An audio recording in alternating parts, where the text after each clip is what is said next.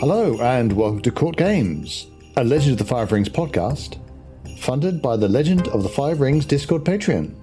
This podcast will focus on the role-playing game stories and lore for Legend of the Five Rings. I'm Korva. I'm Kikita Kaori. And this week we are going to continue our little exploration through Adventures in Rokugan, like we have been previously doing, with our special guest, Shannon L5R, who is an experienced GM with multiple writing credits in Dungeons & Dragons, and is also experienced in Dungeons & Dragons 5th edition, as well as being somewhat familiar with L5R. There is a little bit of news, not a whole lot. We do have sightings of Writ of the Wild out in the wild. Yes. For sale, for sale at certain game stores in Europe and possibly in Canada, though I haven't seen anyone who's actually been able to buy it. So it looks like people who are able to get their stuff early because they're maybe near the printing houses have gotten their hands on them. The biggest thing we have learned about them is that there are no new schools in the Writ of the Wilds. No new Great Clan schools. Great Clan schools. Maybe some other non-human schools. Yeah, there's non-human, there's Yobanjin, and I think the Dragonfly has two. Oh, okay. But it's definitely no Great Clan schools. There's lots of other good things in there, so there are. So I think that's the biggest piece of news. A lot of other podcasts are reviewing Adventures in Rokugan. So I guess we should just kind of dive in where we left off last time, which was we finished talking about the introduction and species and classes and archetypes. But now we're going to dive into backgrounds. Yeah, I was going to say, and I kept overusing the word lovely to describe some of the class design. But for those of you who aren't familiar with the way Dungeons & Dragons 5th edition works, all two of you in the universe know,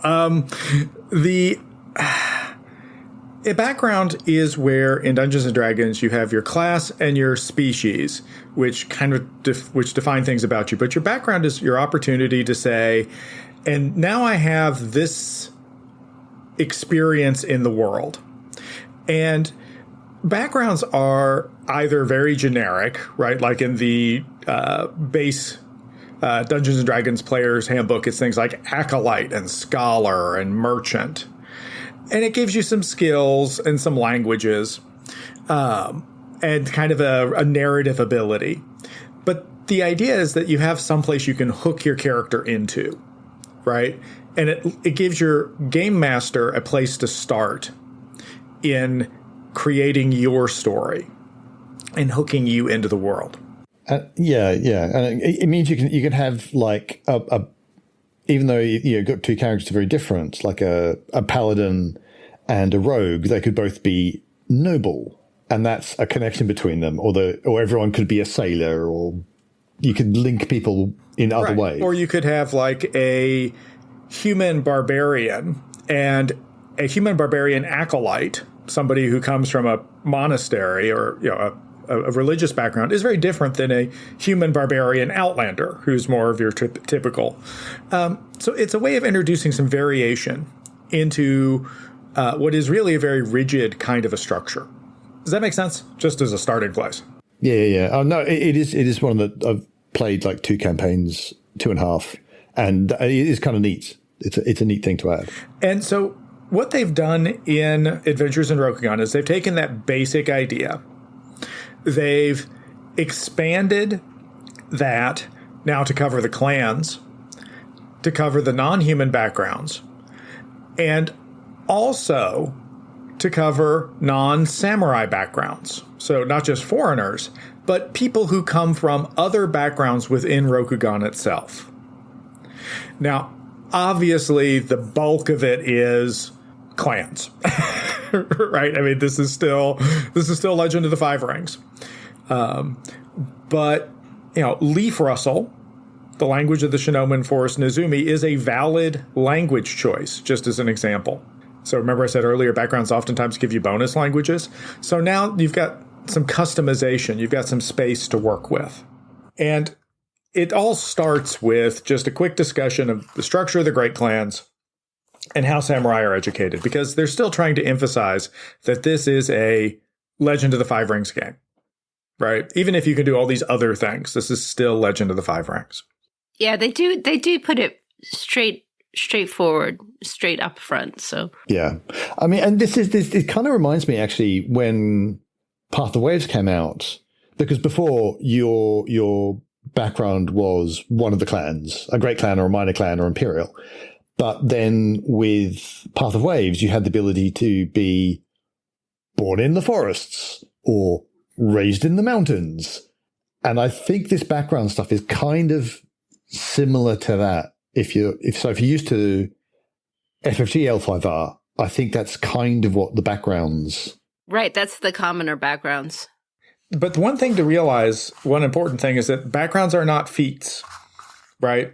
One of the things they have done away with here is the kind of extra narrative ability. So, like, if I was a noble, then I could get food and shelter, basically, from other nobles. Right, I'm a noble. You're a noble. Hey, let's noble together. They've actually removed that and went instead with skill proficiencies, just basically things you're good at, things you know how to do because of your background. Now I'll qualify that they do have feats later on in the book, and those feats, your access to those feats can be dependent on your background. All of the feats that they have later on in the book are available to people of certain backgrounds. Like if you are a Dragon Clan samurai, you can have this suite of feats that you have access to. But those feats are also available to others if they have certain proficiency levels, like skill levels or attribute levels. But you don't get a feat just for having the background. Okay. Right. I just wanted to clarify that. That's actually what they were trying to do, right? Your clarification. They're trying to move some of those mechanics out of the backgrounds so that they're not hidden. And not gated. Well, and a background you can only choose once. Right. Yes. You can't suddenly have decided to be born someplace else.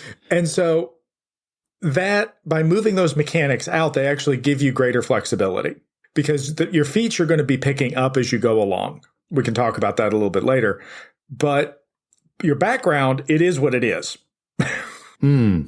That's already happened before you've even rolled your first D20.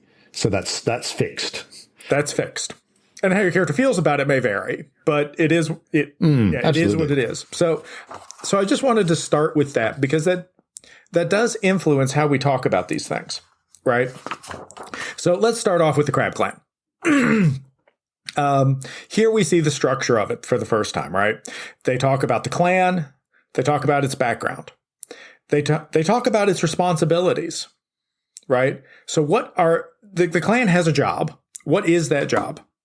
In the case of the Crab Clan, it's still defending the wall. Big shock, right? But then it talks about Crab Clan culture. Just a 2-3 paragraph section that says, okay, you are a Rokugani from the Crab Clan, right? So Crab Clan values stalwart and practical thinking to a degree most other clans do not. So they're trying to tell you a little bit about how you might role play this character, right? And then, just for added flavor, it gives you background knowledge. These are things you might know. And that's been true in the other editions of L5R for FFG, but it's really nice, and it's not in Dungeons and Dragons backgrounds at all, like what you know. And that then sets up kind of a cluster, right? You know your history, you know your responsibilities, you know your culture, and you know kinds of things that are unique to your character. I definitely like that being stated, because, I mean, Legend of the Five Rings does have a reputation for the people assuming you, the player, have to know these things. And it's nice to have it stated that your character knows these things, and you should behave accordingly. And the GM should go, oh, no, I'm not going to give you a gotcha with that. Obviously, your character would know that, and you won't have done the dumb thing because you know it's dumb. I like having that written down. No, it's really, this is a extremely handy page. You open it up, it's there on the page, and you can just read what your character should be doing. Now, you may choose to play against type. That's fine. But at least you know what the type is. Yeah. In L5R FFG, they have schools, and that's what they've had all the way along, that are clan schools. And in Adventures in Rokugan, they've changed it so that instead of having a clan school or a family school associated with the clan, they'll give 2 or 3 different paths to go through to create a character of a type. So if you want to play a Hitabushi or a Yasuki merchant, what they will do is say, okay, if you want to play a Yasuki merchant, person in the Yasuki school, you start off in this class, like maybe a courtier, and then go to Bushi and pick up a couple levels at level 3, and they'll give you a path that would create by the end a fairly, what they think is a quintessential Yasuki courtier.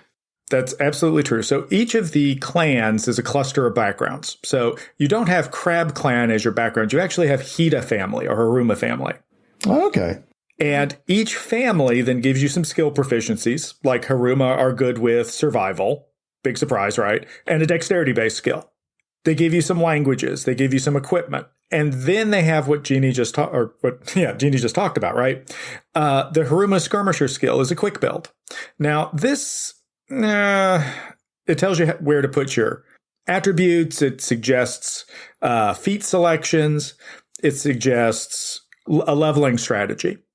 Now, this is a little more challenging because of the way that levels come in a D&D campaign, right? You're either picking up experience points or, more often, you're using what's called milestone leveling, which essentially means that you get a level when the game master thinks you should.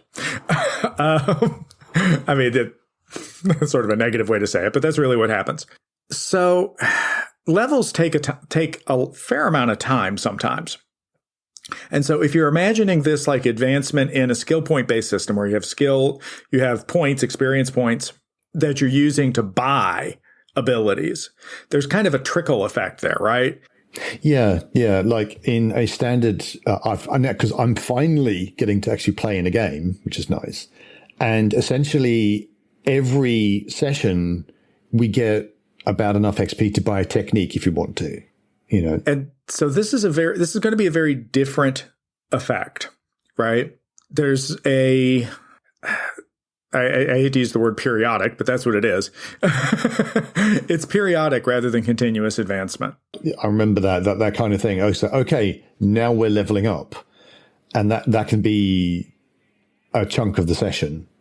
And then you spend a couple of sessions at that level and you don't change through all of that. And then you level up again. And so I like that they did this with the quick builds, right? I think it's an interesting idea, but I'm not sure how well it's going to play out in practice, just because of that periodic advancement. At the same time, it's nice. It's good to see it here. And some of them are, like if you wanted to make an Asahina artificer, Asahina Shigenja, you just say, okay, start as a ritualist, take the artisan track, and just do that forever. And that's what it says for an Asahina Shigenja. That's just what it has. I did want to take some time to talk about some of the backgrounds or some of the changes possibly related to that, if we can divert from this, because I think we've actually covered what they have there pretty well. Did you have something final you wanted to say? No, actually, I was going to say, I don't think we should talk through each of these, but there are changes in the backgrounds of the clans that are worth bringing out. But that's the same structure is followed for all of the clans. And then and the others, right. other backgrounds. Yeah. And we should mention some of those. But let's talk about the changes to the clans first, because that's where people are really going to focus. Right. I did want to say one thing. Many of the clans are set up very similarly to each other. There is an errata that is going to be added. As I mentioned the Asahina before, the Asahina for some reason are like the only great clan family that only gets one language. So if you pick that as your background, you get both Rokugani and High Rokugani like all the other Crane clan families do. Scorpion get the nicest. They get 3 languages and get to pick one of them. But mostly they're all kind of similar. And as far as flavor text goes, in general, for most of the clans, it is pretty much the same. They do not go deep into some of the stories of these clans or anything. They keep it on a superficial level. But there is a change in the Dragon Clan background that talks about how the dragon work in the dawn of the Empire. And as you're a big dragon fan, Kuvar, you want to talk about that? It's not just that I'm a dragon fan specifically. And I must be said, I have not read the actual book myself. Right. So I'm getting this secondhand. But it is a fairly well spread out thing that not all of the 8 Kami and indeed Fuleng, they're not all full siblings anymore. Apparently, at some point in the past, Lady Sun had a liaison with someone from Yunfengguo, which is the new China-inspired place, which we'll get onto. One of the gods from there, and Togashi and Fuleng are both from that relationship, which is a change that I do not like, and I think has some unpleasant implications. And when talking about specifically backgrounds of the great clans, I don't like what it does to the focus of the Dragon Clan, because apparently, and maybe I've heard this wrong, so I do want to check this is right, but that Togashi is more interested in regaining contact with the country of his father, which tends to imply that his focus is away from Rokugan, which is just not something I like very much. Maybe, like a lot of things, maybe I've got it wrong somewhere, because, I'm getting this secondhand. But. Yeah. Unfortunately, I think this is a case of odd writing. I'll actually read the section. Never fully aligned with his half-siblings, Togashi secluded himself and his clan to the northern mountains, where he privately mourned the descent of Fuleng and sought enlightenment to bring him closer to his father and to the mortal land of his father's creation. When Lady Sun had 2 children from her liaison with the Lord from Chengao, who at the time, and from that liaison, he had Fuleng and Togashi. Togashi, she gave a Rokugani-style name, and or possibly that led, because I don't know that he was a Rokugan at the time, but yeah, same as the siblings, yeah, right, passed him off as Lord Moon's child. Fuleng, the father, insisted give a Chengao name, and therefore could not pass him off as Lord Moon's child. And therefore Lord Moon was furious and sealed the heavens of this land, Chengao, from the heavens of Rokugan, and treated Fuleng badly. And according to this, the other Kami, like some of them didn't like him because trying to get on their father's good side. And Togashi felt bad about secretly knowing this. And, the purpose then of those Togashi who know about this difference, is to go try find ways to bring Fu Lang back and redeem him, and potentially contact the descendants of Chengo, but it's mostly around redeeming Fu Lang as Togashi's brother. Now, I don't like this either, though I understand why they did it. Grump.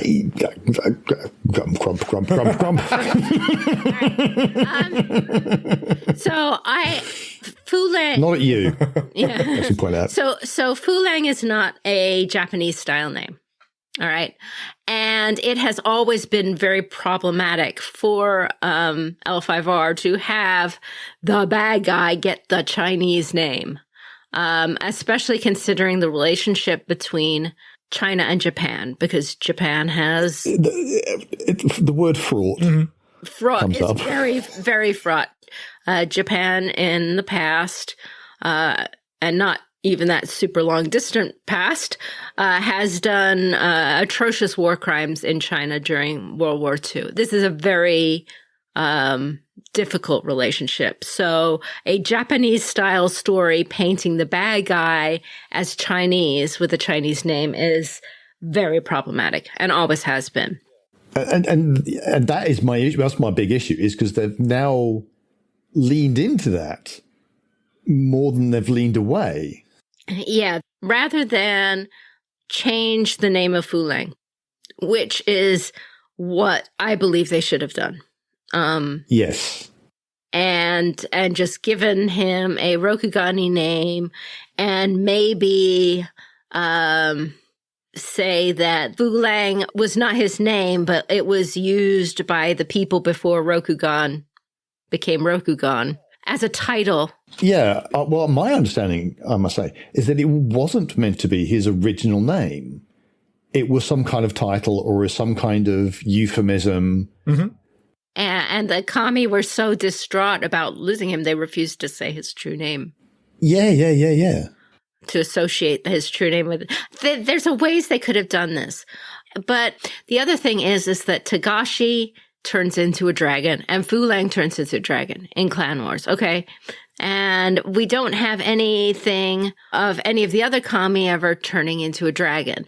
And so instead of saying that all of the kami could turn into dragons, now they say that it's only these two because of this other relationship.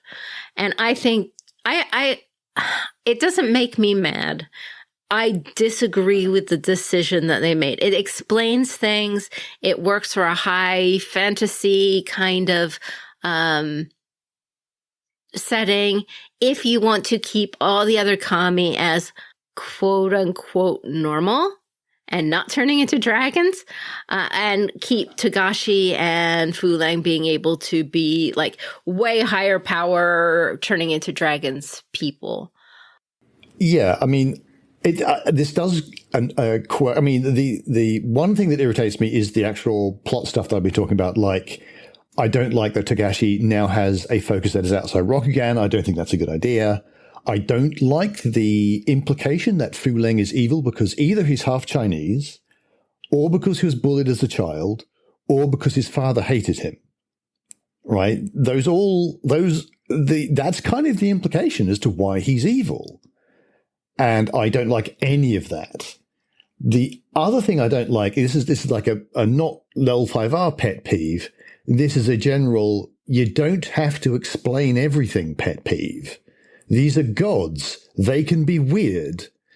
And if you want to find another difference between Togashi and Fu Lang, well, unlike all the other kami, they've been around for 1,000 years. If Doji had come back and hadn't decided to dissolve into sea foam because she was sad, maybe she'd be turning into a dragon in 1123 or whenever, or some other thing.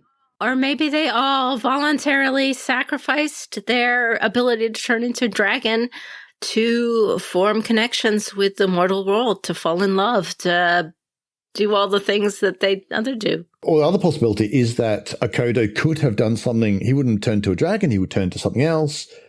Doji had some other thing, maybe not turning into a thing, but actually had some big, or at least 1,000 years later, gathering her power and knowledge, maybe 1,000 years later, had she been the final one in the big fight, the Second Day of Thunder, she could have pulled some other interesting thing off.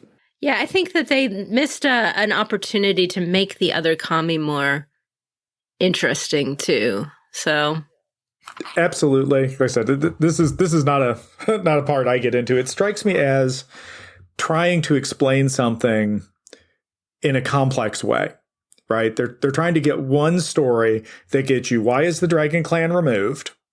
Why do they have a substantially different philosophy, right? Why are the two kami different from everyone else? Why does he have a name that okay, so admittedly, I'm not the most up on current L5R lore, but I've been around L5R since Imperial Edition. And I do remember that they just didn't say his name. That is not his name. Fulang is just a name that other people called him. So, it's a something. Yeah, right. Absolutely. So it strikes me as there's a lot of effort being put in this book to make it very accessible. And that's why I read the line, right? Because that line could mean any number of things. It could mean that he sees the heavens as imbalance and he's trying to restore the balance. It could mean, because when you separate parts of the grand machine, it begins to break down. Perhaps his father's anger is actually the source of all of evil. I don't know. But they're making way too much work here. Yeah, I don't mind the dragon focus having a little bit more to do with this Chengao, this China prototype. I think that that's all right because the monasteries and all were kind of styled on some of the Chinese monasteries. Specifically, the highest House of Light is basically Shaolin Temple. I also put that down to Togashi's just been around for 1,000 years. 1,000 years ago, there was more connection between the two countries, and thus he was very influenced by that. Because he's literally there, and all the Togashi are reincarnations of previous Togashi, they haven't kept up with the fashions. But I agree that this is probably the most problematic thing. And I think they were trying to find a way to fix the problem of the name of Fulang and some of the other stuff by giving it an explanation, but it actively went in the wrong direction. I definitely agree with that. Yeah. And so that's the problem with it. But okay, we've ranted about that enough, and I can't, it goes past their sensitivity readers. Though I wonder if they had Chinese sensitivity readers for that part. And it is also pretty easy to ignore and actually a lot of people don't like what it does to Lady Sun's character because she's deceiving Lord Moon. She's not protecting Fulang. And she's hiding stuff from her children about Togashi's background. And it's like, this is not a good look. It's not a good look at all. So a lot of people don't like that aspect as well. I should mention that. Well, the good news is it's its own little text block. So you can easily just feel free to ignore. Just blink and ignore it. Mm-hmm. The one thing the one thing that actually stood out to me, and this is not because of my wife, I swear to goodness, is the change in the role of Lady Doji, right? And I actually went and reread in the original Crane Clan book to make sure I remembered this. She goes from being kind of the pretty sister to binding together existing kingdoms for her brother's empire before her brother shows up. She is she's not a warrior queen. She's a She's a diplomat queen. But what that assumes then is that the land of Rokugan, when they landed, already had a highly developed civilization, which is later actually implied when you start to read about literacy in some of the other backgrounds, right? Because it's obvious by the 2nd century of Rokugan that they have a printing press. Otherwise, there's no way to produce the number of books they're talking about. Oh, yeah. I mean, admittedly, fifth, that was a factor in FFG's version, where they very specifically talk about Lady Doji being a cultural arbiter and deciding what of the various, I mean, it depends what you mean by highly developed, I guess. What did the Kami bring to it? What did the people from Tianguo, what did they bring to it, and what and what did Rokugan have? And that's all in a bit of a mix. But Lady Doji, they talk about her essentially being in her own way a conqueror, in almost the same way that Akodo was a conqueror. It's just that she did it culturally, and there were elements of culture like styles and fashions and ways of doing things and stuff that have just disappeared because Lady Doji didn't promote them. So yeah, that's been a factor. Absolutely. Yeah. So it creates a very different picture of what Rokugan was when the Kami land. Yeah. Yeah. I mean, I've always thought of it as like, because there's the Yamato period in Japan, which is really when it first became unified. And there's the pre-Yamato, which is a lot of different cultures, a lot of different kingdoms. And that's kind of what I feel Rokugan was like. But yeah, there's always that question. How technologically advanced were they? How technologically advanced were the Kami? How technically advanced was Tianguo? And how did that all mix together? To the extent that it did. So yeah, I just wanted to point that out. So let's keep going with backgrounds. Yeah, in addition to each of the great clans, we also have multiple families for the Imperials. You can have stats for building your Hante if you want to. Or at least you can have a background and so on for it. They also have a lot of minor clans.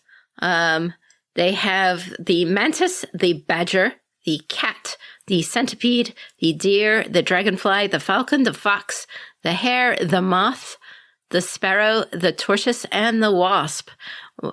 Including with the wasp that it's basically just a mercenary gang. It only just got made a minor clan. The cat and the fox, hare, moth, sparrow, those ones don't have any schools in L5R yet, in regular 5th edition. Nor does Wasp, does it? Nor does Wasp. Yeah. Wasp being, the clan of Tsuruchi. Oh, you mean the Tsuruchi family? No, just Tsuruchi. Given all of these minor clans, I don't doubt that there will be other Adventures in Rokugan supplement, but this list is so exhaustive of all these different backgrounds that I don't think you will see anything new in the terms of backgrounds coming up in it. You will see other things, but not that. Would it be particularly difficult, do you think, to make a background for a different, like if you want to do Ox Clan, would that be hard? No, backgrounds are very simple to make. Very straightforward. Yeah, because making like a minor clan in FFG, you have to make a whole school, at least one. Whereas it sounds like for this, you don't quite need to do that. No, it's literally write a paragraph, select some skill proficiencies, figure out what languages they have and what equipment they're going to be delivered with, and call it a day. If you really want to make it nice, you'd add the suggested feats section. So yeah, the kind of, if you want to make a deer clan, you want to take this and this and this, maybe this. It's just to create a mechanical difference in addition to because remember, those mechanical differences are tied into the feats now. So, I mean, there's plenty of room for feats. There's plenty of room for new backgrounds. Yeah, I mean, it's very flexible. I just doubt that they will come up with more off the fly because they covered Rokugani lore so far, so well. We may have to write up a whale clan. That's just for our son. Yes, he wants to make a whale clan. All right. In addition to all the minor clans, we wouldn't want to stop with just the samurai. We've got the ability to make Ronin, and the Ronin are built with the basically similar to Path of Waves. So the backgrounds for Ronin, you can have either a monastery background, which makes you a monk, or a commoner background. And the commoner backgrounds are all just straight from Path of Waves. Like where you're from. Yeah, it's city and forest hamlet and haunted region, port town, mountain village. So it's where you're from. Right. And I like that we obviously, given the way D&D works, Ronin are going to be as playable as anybody else, which is oft been a problem with L5R. Not so much in 5th, but in previous editions, yeah, Ronin were like, ugh. But I like the fact that is not the case here. Well, and by divorcing the mechanics out of the background, right, that makes that very possible. Because all of the mechanical benefits are really in the feats, right? And the classes. And I've often wished that mainline L5R had something that modular. In a way, the curriculum system could be more like that in 5th edition, but we are still suffering from school bloat. And I kind of wish we didn't have to. Yeah, and that structure made a whole lot of sense in 1st edition, right? When it was, your 7 great clans, and then eventually the Naga show up. Yeah. And they only have 5 techniques apiece, and Yeah. But you have to come up with 5 unique techniques for absolutely every single clan, school, sorry. 25 years later, yeah. The next section in the backgrounds talks about foreigners, and I will emphasize they do not use the term gaijin, which is kind of offensive in Japanese, and you try not to use that. They use foreigner, which I think is just the most straightforward way of dealing with that kind of thing. Why not call it what it is? Yeah, that's what they are. They do try to focus on when you are role-playing foreigners. You don't have to there's nothing saying that the Rokugani have to be prejudiced towards them. This is Dungeons & Dragons. The approach can be just curiosity and interest, just fish out of water. There's nothing that says it has to be the same. Right. And this is both a section of, updating our experience, right, to try to be part of our world. But it's also one of the underlying assumptions of Dungeons and Dragons going all the way back to, basic edition and earlier, is that you live in a multi-species world. So a human being is pretty much a human being. You're like, oh, look, it's another human. So, I like this section, in case you can't tell. And they described it as being fluctuating, so they can have, if you want, you can play your Rokugan during a more pinned down time where there is less foreign trade and less people from other countries in Rokugan, or you can play it more open. So that's a GM decision. And we've kind of talked about these fluctuating scales between war and peace before. This is the same deal, openness versus non-openness. Yeah. But the other thing I wanted to say about this section, right? So in the 90s, which is when we were first writing these things, Asian fusion was sort of an effect of the information environment. Yeah, or lack of information. Yeah, pretty much. I was trying to be polite there, but we knew nothing. Okay, let's just... But here in the background section, we see them stepping up and saying, look, we can do better now, right? We can break out India, from one part of the Middle East, from Mongolia, from China, from Korea, because we have all of the information at our fingertips that we just didn't have before. Yeah, and honestly, some of the kind of Asian fusion stuff was not just ignorance; it was kind of not caring. I'm not saying that's about the less necessarily to do with the people who actually wrote L5R, but in the culture in West, a lot of people just did not care.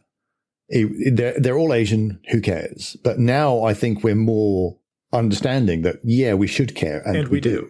And so they've updated it to reflect both more knowledge and a better and stronger intent to make those differentiations. And that's all for the good, right? Yeah, I see we've got some old favorites like the Ivory Kingdoms, who actually got a big kick in Path of Waves. Yes, the Ivory Kingdoms is definitely styled to be more like India, just like it was in Path of Waves. It still has the link to the Shadowlands border on one end. It is very multicultural, of course, as India is, and we get a nice little description in there on its geography as well, which I liked. It's with of course its big city Tapura. I'm sorry, can't say it very well. The City of Splendor, just similar to Path of Waves, and the Ghostlands, which is the Shadowlands border. But we get a nice picture of the broad area. But those two regions are the areas for the PCs to have backgrounds in, and I could see potentially them making deep dives into this, like the Ivory Kingdoms. At some point with other regions, but at least they introduce it here. And something that I appreciated, this might be in the other book, is they just flat out tell you where they're drawing inspiration from. I like that. I'm a simple guy. I like simple things. I like easy instruction. It makes my life easier.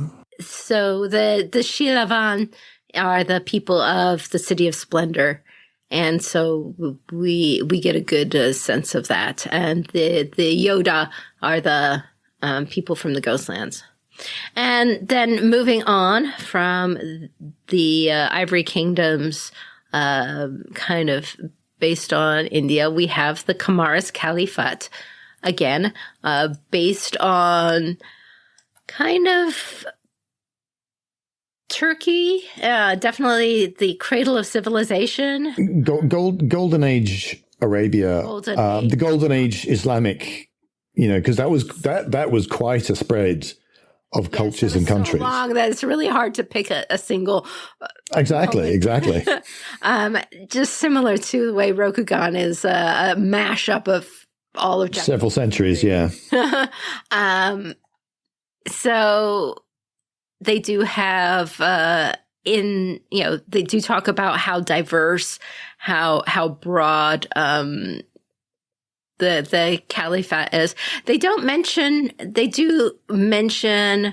the burning sands, but it's not an emphasis on the desert. Rather, it's an emphasis on the whole number of peoples there, from the Nahari, the Sogdian, the Suli, the Bandar, the Gansu, many other peoples coming together. I still just want to have somewhere. I would like it to be official that the Rokugani just call everything to the west the Burning Sands, and they don't. And it doesn't matter whether it's mountains or swamp. To them, anything to the west of Rokugan, that's the Burning Sands. Yeah, they did. Anyway, they de-emphasize that idea, but they do say that the Rokugani call it that. They do have, so the backgrounds from the Caliphate are from Al-Zawira, which is the city of books. By the way, I'll put in my plug for Fortune and Strife, because the new episode came out Friday and we are finally back on track and producing, and it is right now all set with poor hapless Rokugani in Alzuera, the city of books. And also they have as another background people from the Hidden Valley of the Ganzu, which if you read the Into the Burning Sands book, the Ganzu are unicorn allies to in the area of the Burning Sands outside on the border of the Caliphate. So that was cool. And then we get the new ones. Well, I think from the sounds of things, the Plains of Wind and Stone, home of the Ujik, other than them getting a name, which is nice. Yes, it's like now it's got a separate, instead of just the Burning Sands, which incorporates the Ujik home and the Caliphate and once upon a time fake fantasy ancient Egypt for some reason, and all that. It's now got its own name, which is the Plains of Wind and Stone, and I think that's kind of cool. Mm-hmm. Yes, but you're right in that the Ujik are pretty much as familiar as we have had them before, but there's more in depth. And I think that this stuff, if anybody's interested in this outside of Rokugan material, just this section on backgrounds is like worth reading to grab and pull it into your own campaigns if you want to do anything on the borders of Rokugan. There are 2 Ordus listed. So each Ordu in the Ujik area, they aren't settled in one location. So you don't come from a location, you come from an Ordu, which is like your big family tribe. Right. Gotcha. Around together. And there's the Kalamic Ordu, and there is the Menges Ordu. And these are really, really families. Extended big families with their matriarchs or patriarchs and their children all described in here, some of their children anyway. And you are from a family, like a personal biological kind of extended family, which is cool.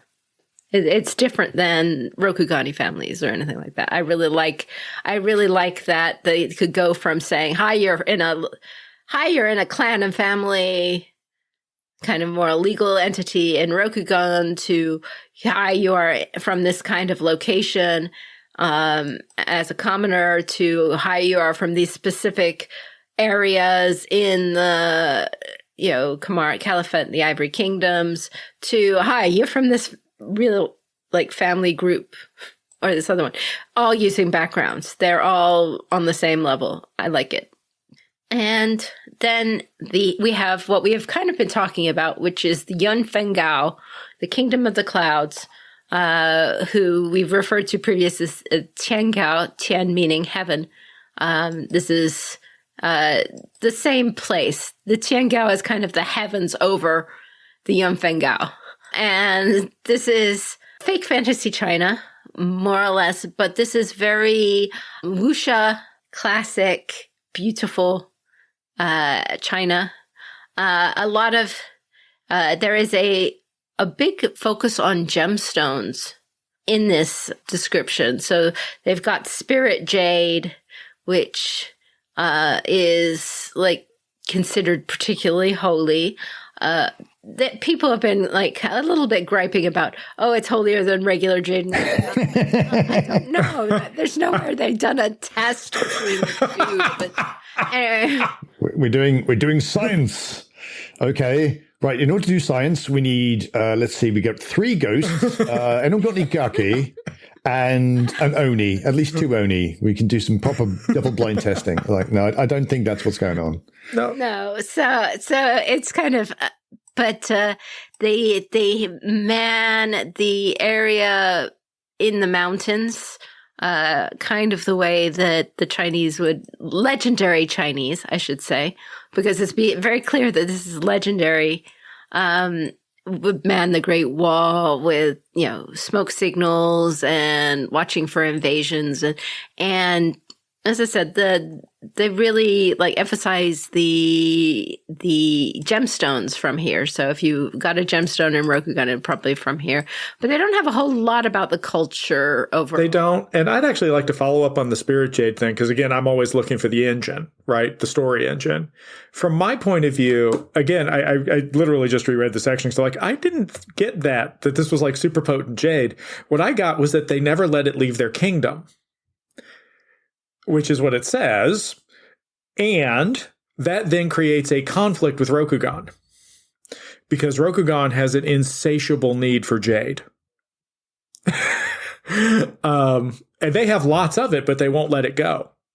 So, I mean, my point to that was, one, wow, super spirit jade. I hadn't even gone there. Anyways, but two, one of the things they're doing as you read through these descriptions on these backgrounds, so that's why I said this is going to take a while as a section, is they are setting up conflicts.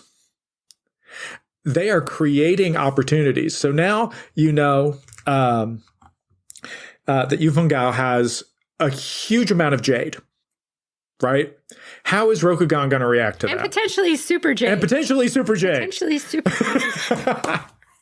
Well, I'm thinking of more, not just like how would Rokugan react. We'll assume that the dragon are keeping this secret, more or less. Yeah, not from the Yusuke, they're not.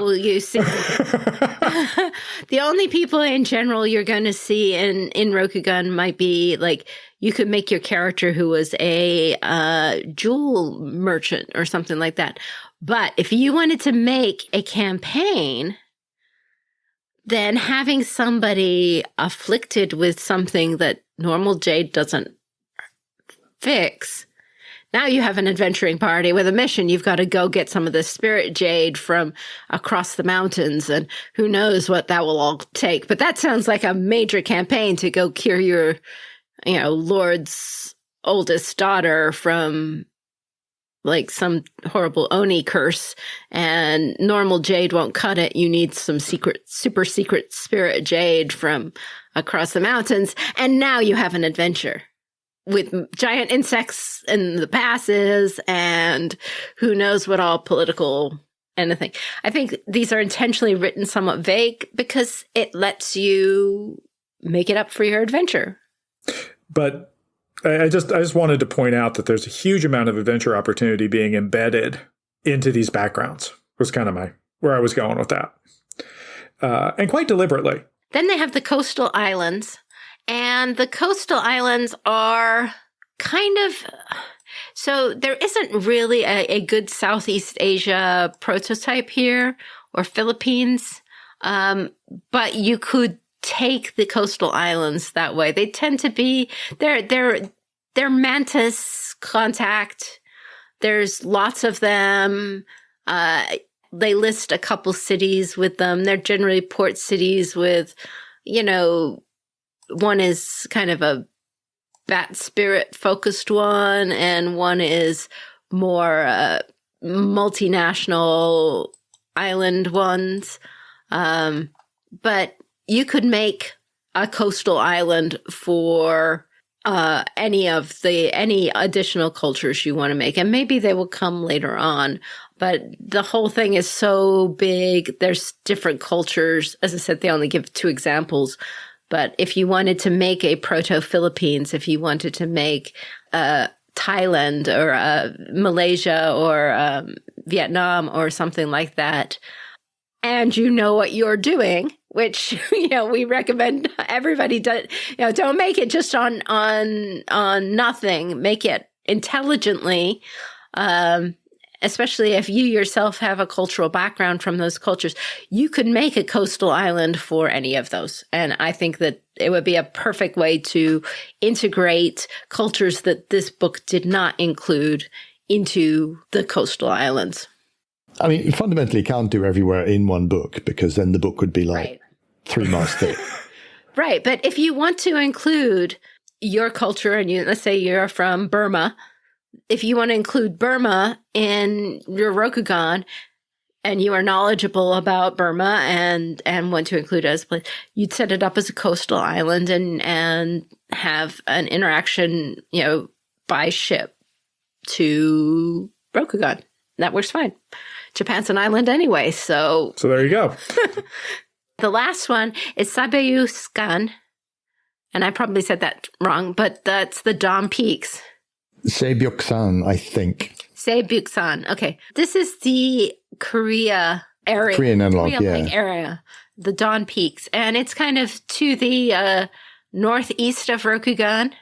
They do not have the Yabanjin in the book. Well, yeah, it's a big question about whether they just haven't mentioned them or whether they're not there. I think, so in L5R, the Yabanjin were kind of described as the people who lived in the area that is Rokugan that did not join the empire being made by the kami and therefore were pushed out towards the edges. The focus in Adventures in Rokugan is on civilizations that predated the kami. So the Yabanjin are not included as a civilization, I guess because they lived there and were pushed out. I don't really know why they didn't include it. And is Seibyokusan also because I believe that they've got closer ties to the Phoenix clan. Yes. So the way that it's set up, they had at the time before the kami came, the country of Seibyokusan was ruled by a powerful sorcerer who is only remembered as the Nameless Tyrant. And the Asawa tribe was from this area and fled with their library and their knowledge from that country to preserve it from the Nameless Tyrant. And so Asawa went south into the area called Rokugan to save that secret knowledge. But the Gendalai League, which was families of those who left behind, united to depose that tyrant only about 500 years before the present. Oh, that's no time at all. That's no time at all. It's not really. If you think about if you're talking about that. So at least 500 years ago, Rokugan was there, right? Right. Yeah. Okay. The tyrant still has followers, potentially even followers within Rokugan. And the heroes from the Gendalai League, or who are fighting the tyrant, are hunting them down even into Rokugan. So that's giving you, as you said, story hooks to get into into Rokugan, or for Rokugani to go into the Dawn Peaks area. But I really did like the background. I wasn't so keen on the dragon link, but this link to Seibyokusan for the Phoenix, just explaining why they have some of their cultural things remaining the same, and especially given the story we already have of Shiba bowing to Asawa and everything like that. It explains why the Phoenix set up the way they did without having a whole lot of extra maho, or having Asawa he can be incredibly powerful, but it gives it a human power. Does that make sense? It's like they have knowledge that went beforehand. Yeah. And it does also, because one of the things I was saying that if you've got, the Phoenix Lands because some people basically saying the Phoenix Lands are basically Korea. And then I'm kind of, well, in that case, why are they all using Japanese style names? But if they actually emigrated to get away from something very bad, and they kind of said, can we live here now, please? And I think that makes much more sense. We are living here now. Yeah, we're living here now. But I think that makes a lot more sense. And it's not like there isn't a whole bunch of Japanese culture that wasn't inspired by Koreans literally coming over to Japan. So I think that all I like that quite a lot. And I really like the idea that there is a Korean inspired country to go to if you want to incorporate more of that stuff into your Legends of the Five Rings or your Adventures in Rokugan. I like the fact that they've now got an official Korean-inspired place, like they've got an official China-inspired place and official, the coastlines as well. I really like that. Never been conquered. Neither the China or the Korea or the islands have ever been conquered by Rokugan. No, yeah, absolutely, yeah. They have their own self. They have their own interaction. The geography, why it's so hard to get back and forth, they do have a divine explanation why the gods did that. I don't like their divine explanation. Let's blame Fu Ling. Blame Fu Ling for everything.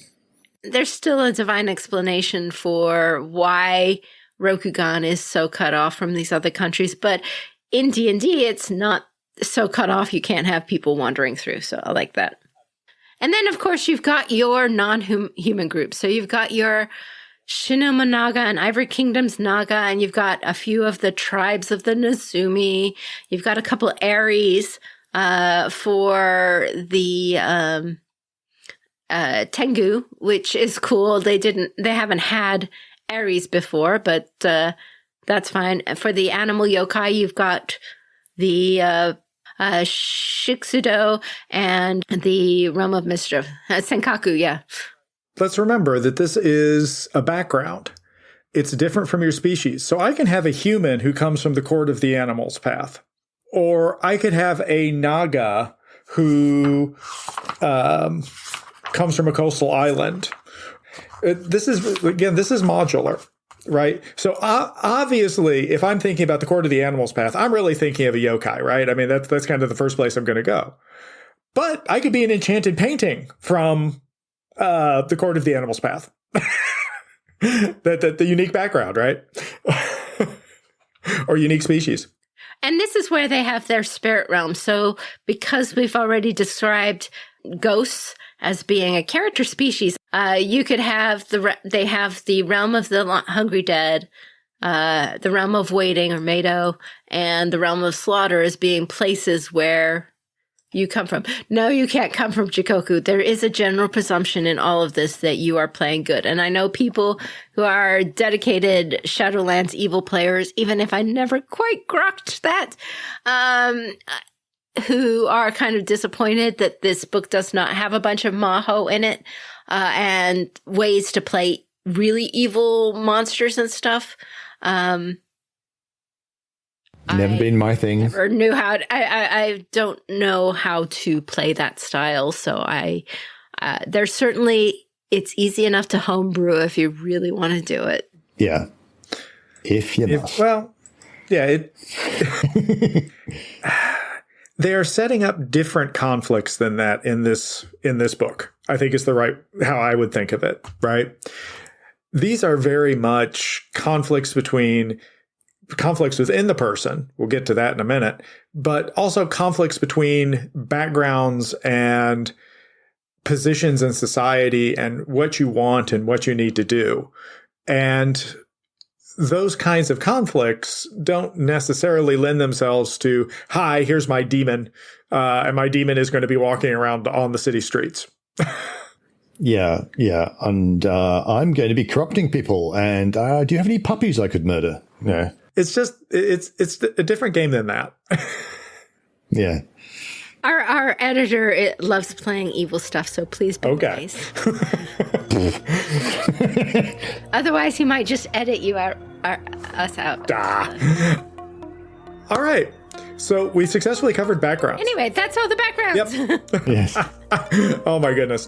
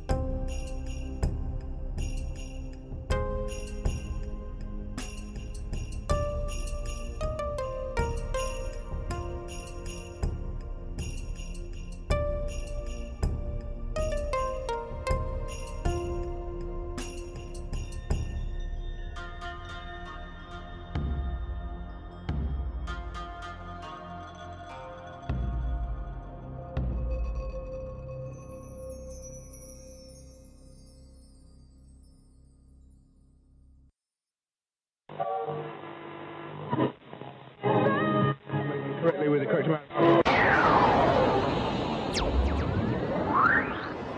D20 Radio, where gamers roll. www.d20radio.com.